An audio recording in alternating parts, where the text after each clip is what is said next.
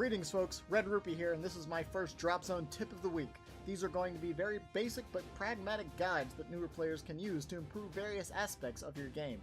They'll generally be brief 3 to 5 minute videos to give you a quick mechanic to work on as you play more matches online against other opponents. I'll be intending to make a few more in-depth guides, but I want these to remain concise for the purpose of giving you a specific facet of play to focus on. So here we go. Our first tip of the week is the core shuffle. Wait, what is this D-hat key? Oh no, he dropped it! It's okay. Don't panic. They won't break or run off, I think? I'm not sure. I don't really know what cores are. Anyways, why would I have you drop cores, you ask? What's the advantage of leaving cores in the open or spending extra micro juggling them between rigs? Simply put, it saves time. Dropping cores and moving them between rigs cuts down on travel time, frees rigs for other tasks, and allows you to be more efficient with your positioning. In a game that has a hard 15-minute time limit, time is often a disregarded resource, and with a simple drop and pickup, you can save yourself tons of time for several dunks throughout the game. The most basic example of this is while farming. When sending rigs between tasks, you'll often be covering the same ground, and as you move around the map, take out hives, and send rigs to heal, you should always ask yourself, should they keep that core? Where are they headed next? If an injured rig is going to repair after hitting a hive but the uplink is clear, shuffle it up. Leave that core near the uplink for a healthy rig to score while the injured rig spends some quality time with the dropship crew. Alternatively, if there wasn't a healthy rig to score, or a safe place to drop, and your injured farming rig is ready to hit another hive, leave that core in the dropship. You can only carry one at a time. May as well leave that one behind and free your rig up to get a core from your next Kavash smashing endeavor. The dropship isn't perfectly safe, of course, but it's about the best you can do. Just make sure you leave those cores out of range of any vision towers. That's not what I meant.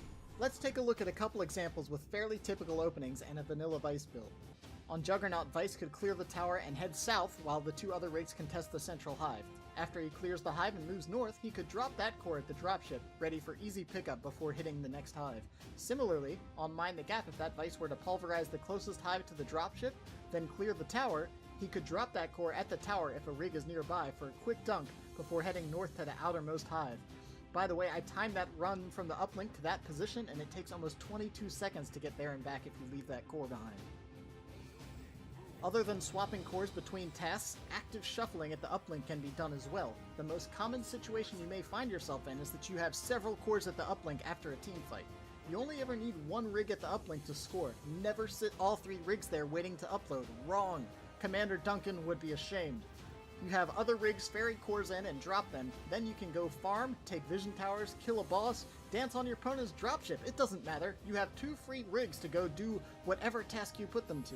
Now this of course gets more difficult when a team fight is happening, or a possibility of one, but generally what I like to do is have my 2 attacking rigs drop their cores behind the uplink and push forward, allowing my tank, mech, or other less aggressive rig to upload while they run interference.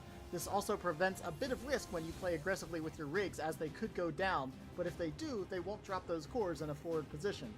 And don't even get me started on this guy, but that's a whole nother video.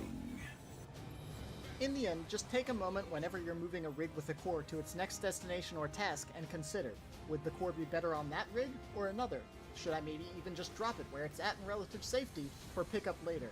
Always be mindful of this, and I guarantee you'll save yourself tons of time, save yourself some marathons across the map, have more time for farming, objectives, and generally, in the end, get more uplinks. Just watch out for the poachers! Ah! I hope this gave you some ideas on how to swap cores around and save yourself plenty of time going forward. Feel free to ask questions in the comments section if you have any, and if there are any suggestions for future tips of the week, feel free to drop those in as well. That's it for this tip of the week. Good hunting, Commanders.